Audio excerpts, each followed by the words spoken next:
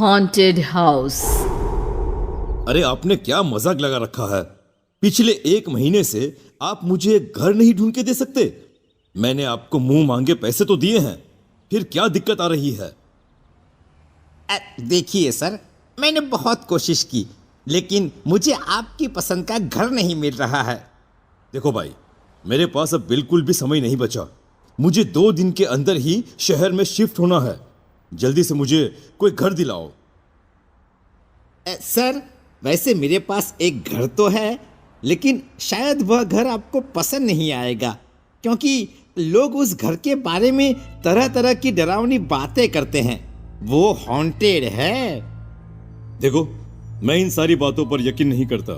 तुम बस मुझे अभी व्हाट्सएप पे उस घर की तस्वीरें भेजो। मैं थोड़ी ही देर में तुम्हें कॉल करके अपना फैसला बता दूंगा, ठीक है? करण के कहने पर वो ब्रोकर उसे तुरंत उस पुराने घर की सारी तस्वीरें भेज देता है, जिन्हें करण अपनी पत्नी को दिखाता है। देखो मालती, ये ब्रोकर ने हमें घर की तस्वीरें भेजी हैं। जरा देखकर मुझे बताओ, ये घर कैसा है? अरे वाह, घर के आसपास की लोकेशन तो बहुत अच्छी है। चारों तरफ हरियाली ही हरियाली है। शहर में ऐसी जगह मिलना तो बहुत मुश्किल है। तो इसका मतलब कि तुम्हें घर पसंद है? हाँ, मुझे ये घर पसंद है। तुम ब्रोकर से कहकर इसे फाइनल करवा दो।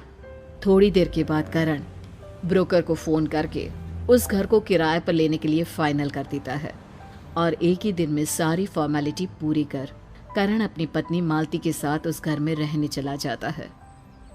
सच में करण, यहाँ आकर मुझे बहुत खुशी हो रही है। मैंने तो सोचा भी नहीं था कि इस भीड़ भाड़ वाले शहर में हमें इतनी अच्छी जगह मिल जाएगी। पर एक बात समझ में नहीं आई, इतनी अच्छी प्रॉपर्टी खाली कैसे है? जगह तो अच्छी है, पर ब्रोकर कह रहा था कि लोग इस घर के बारे में कुछ डरावनी बातें करते हैं कि ये घर हॉन्टेड है। शायद इसीलिए आज तक ये प्रॉपर्टी खाली है। आई होप कि तुम्हें कोई परेशानी नहीं है। कम ऑन करण, हम नए जमाने के हैं। इन बेकार की कहानियों में कौन यकीन करता है आज के टाइम में। हमारी किस्मत अच्छी थी जो हमें इतने कम किराए पर ये घर मिल गया। दोनों पति पत्नी उस घर में सेटल हो जाते हैं। एक दिन मालती बालकनी में खड़ी कॉफी पीते हुए बाहर के नज़ारे का लुत्फ उठा रही थी। तभी उसे 4 लड़कियां अपने घर के गेट के पास दिखाई देती हैं, जो उसकी तरफ देख रही थी। आंटी, हमारी फुटबॉल आपके आंगन में चली गई है, जरा हमारी फुटबॉल दे दीजिए ना।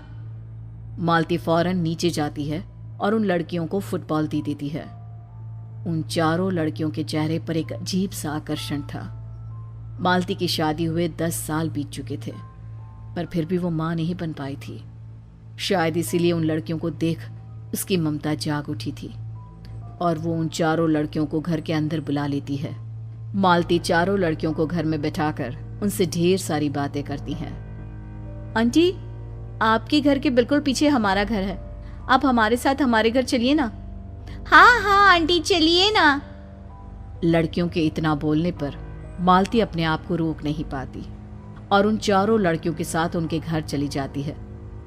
उनका घर बहुत ही पुराना उजड़ा हुआ दिखाई दे रहा था। घर के अंदर का काफी सामान बुरी तरह से जला हुआ भी था। अरे, तुम्हारे घर की हालत तो बहुत खराब है। तुम्हारे मम्मी पापा इसे ठीक क्यों नहीं करवाते? कुछ दिनों पहले हमारे घर में आग लग गई थी। हमारे मम्मी पापा को बिजनेस के सिलसिले में अचानक फॉरेन जाना पड़ा, इसलिए घर की मरम्मत नहीं करवा पाए। उनके आते ही हमारा घर फिर से पहले की तरह खूबसूरत हो जाएगा। तुम चारों यहाँ अपने मम्मी पापा के बिना रहती हो? क्या तुम्हें डर नहीं लगता? अपने घर में कैसा डर, हम यहाँ बहुत मजे से रहते हैं। वैसे आपसे एक रिक्वेस्ट है आंटी, आप प्लीज रोज हमारे साथ आकर समय बिताइए ना। हाँ, क्यों नहीं। वैसे भी मैं सारा दिन घर पर बोर हो जाती हूँ। मेरे पति तो देर रात को घर लौटते हैं, तब तक मैं तुम्हारे साथ ही खेला करूंगी। उस दिन से अब मालती अपना हर दिन पूरा वक्त उन चारों बहनों के साथ ही बिताने लगती है। ऐसे ही कुछ दिनों के बाद एक दिन। अरे क्या बात है करण, आज बहुत परेशान लग रहे हो, क्या बात है?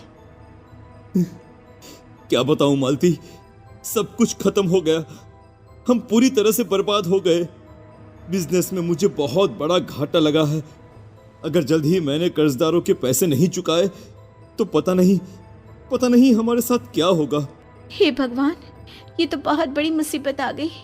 मैंने इस बारे में सपने में भी नहीं सोचा था कि इस तरह एक ही झटके में हम बर्बाद हो जाएंगे। फिर भी मैं कोशिश करता रहा हूं कि जल्द से जल्द हम इस मुसीबत से बाहर आ जाएं। अपने पति को परेशान देख मालती बहुत दुखी होती है। फिर अगले दिन करण कर्ज का बंदोबस्त करने घर से बाहर चला जाता है। दूसरी तरफ मालती भी उन चारों बहनों के घर पहुंच जाती है। क्या बात है आंटी, आज आपका चेहरा इतना उदास क्यों है? बताइए ना, कुछ हुआ है क्या? लड़की के पूछने पर मालती उन बहनों को अपने घर के सारे हालात बता देती है। बस इतनी सी बात के लिए आप परेशान हो रही हो? फिक्र मत करिए आंटी, हम आपकी समस्या 1 मिनट में हल कर देंगे। भला तुम चारों मेरी क्या मदद कर सकती हो? आप हमारे साथ चलिए, आपको सब पता चल जाएगा। अब वो चारों मालती को अपने साथ घर की तहखाने में ले जाती है, जहाँ एक आधी जली हुई बहुत बड़ी गुड़िया रखी होती है। हमारे पापा ने इस गुड़िया के अंदर ढेर सारे सोने के सिक्के छुपा कर रखे हैं।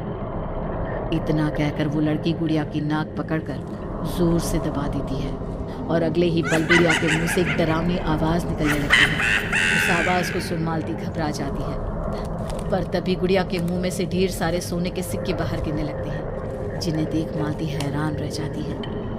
ये लीजिए आंटी, आपको जितने चाहिए आप रख लीजिए। लेकिन ये मुझे ठीक नहीं लग रहा। जब तुम्हारे मम्मी पापा को इस बारे में पता चलेगा तो वो दोनों बहुत नाराज होंगे। नहीं नहीं, हमारे मम्मी पापा बहुत दयालु हैं, हमेशा बुरे वक्त में दूसरों की सहायता करती हैं। आप बेफिक्र होकर हमसे सोने के सिक्के ले सकती हो, वो दोनों आपको कुछ नहीं कहेंगे। लड़कियों की बातें अजीब तो होती हैं, पर मालती को उन पर भरोसा हो जाता है और वो उन सब सोने के सिक्कों को ले जाकर करण को दे देती है, जिन्हें देख करण की आंखें फटी की फटी रह जाती है। अरे ये इतने सारे सोने के सिक्के तुम्हें कहां से मिले? अब मालती करण को सारी बात बताती है, जिसके बाद उन सिक्कों को बेचकर करण अपना सारा कर्ज चुका देता है और साथ ही एक नया व्यापार भी शुरू करता है। सब कुछ ठीक हो जाता है और इसी तरह दिन बीतने लगते हैं। तभी एक सुबह जब मालती सोकर उठती है तो अपने आप को आईने में देख उसकी आंखें फटी की फटी रह जाती है। उसके सर पर अब एक भी बाल नहीं होता। अरे ये क्या हो गया? अचानक मेरे बाल कहाँ गायब हो गए? करण फौरन मालती को डॉक्टर के पास ले जाता है, लेकिन लाख कोशिश करने के बाद भी डॉक्टर को इस बात का कोई समाधान नहीं मिलता।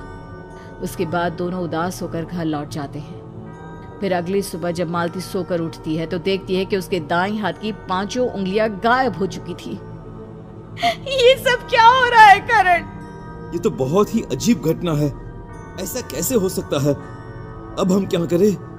करण बहुत कोशिश कर लेता है, पर उसे कहीं भी किसी भी तरह से कोई उपाय या जवाब नहीं मिलता। अरे करण, तुम्हारी पत्नी के साथ जो घटना हो रही है वो कोई साधारण घटना नहीं लगती। मुझे तो लगता है तुम्हारी पत्नी के ऊपर कोई शैतानी हावी हो गया है।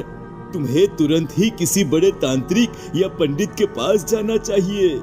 जब कोई समाधान नहीं मिल रहा था तो करण अपने दोस्त की इस बात को भी मान लेता है और अगले दिन काफी खोजबीन करने के बाद एक तांत्रिक को ढूंढता है। उसके बाद करण बिना समय गवाए उस तांत्रिक को अपनी पत्नी के पास ले जाता है। मालती को देखते ही तांत्रिक के होश उड़ जाते हैं। ये लड़की तो कुछ ही दिनों में मरने वाली है। क्या ये आप क्या कह रहे हैं? दया करके मेरी पत्नी को बचा लीजिए। बुरी शक्तियां जिस प्रकार इस पर हावी हैं, उसका समाधान करना मुमकिन नहीं लगता, पर मैं कोशिश जरूर करूंगा। अब तांत्रिक हवन शुरू कर अजीबोगरीब डरावने मंत्र पढ़ने शुरू करता है। थोड़ी ही देर में अचानक घर का दरवाजा उखड़कर गिर जाता है। फिर अगले ही पल वही चारों लड़कियां घर के अंदर दाखिल होती हैं। चारों का शरीर बुरी तरह जला हुआ था, जिसकी वजह से वे चारों बहुत ही डरावनी दिख रही थी। अच्छा, तो तुम चारों इस मासूम लड़की की जान लेना चाहते हो? आखिर तुम चार कौन हो और ऐसा क्यों कर रही हो? बताओ मुझे। कई सालों पहले हम अपने पिता और सौतेली माँ के साथ यहाँ रहते थे। हमारी सौतेली माँ हमें जरा भी पसंद नहीं करती थी। फिर एक दिन उसने हम सबको जलाकर घर के पीछे वाले हिस्से में दफना दिया। इस इलाके के लोगों को जब ये बात पता चली तो वे सभी लोग उसे मारने आए। लोगों से बचते हुए वो भागने लगी और भागते भागते एक नदी में जा गिरी। माँ के पर ही उसकी मौत हो गई। वहीं दूसरी तरफ जब इस बारे में हमारे पिता को पता चला तो उन्हें भी हार्ट अटैक आ गया और वो भी चल बसे। जीते जी हम चारों को कभी माँ का प्यार नहीं मिला, इसलिए हम मालती की जान लेकर इसे हमेशा के लिए अपने साथ रखना चाहती है ताकि हमें माँ का प्यार मिल सके। चारू की कहानी सुन करण और मालती दंग रह जाते हैं। मालती की आंखों में आंसू आ जाते हैं। देखो, तुम चारों से मुझे बहुत हमदर्दी है, पर अपनी आंखों के सामने मालती को मरते नहीं देख सकता। उसके बाद तांत्रिक और करण दोनों घर के पीछे वाले हिस्से में जाकर गड्ढा खोदना शुरू करते हैं। थोड़ी देर के बाद उन्हें चारों लड़कियों के कंकाल के कुछ अंश मिलते हैं, जिसे तांत्रिक कुछ विधि के साथ अंतिम संस्कार करते हुए आग दिखा देता है और उन चारों को मुक्ति मिल जाती है और मालती की जान बच जाती है। पर उसके साथ जो घटा होता है वो दोबारा कभी नहीं पलटता।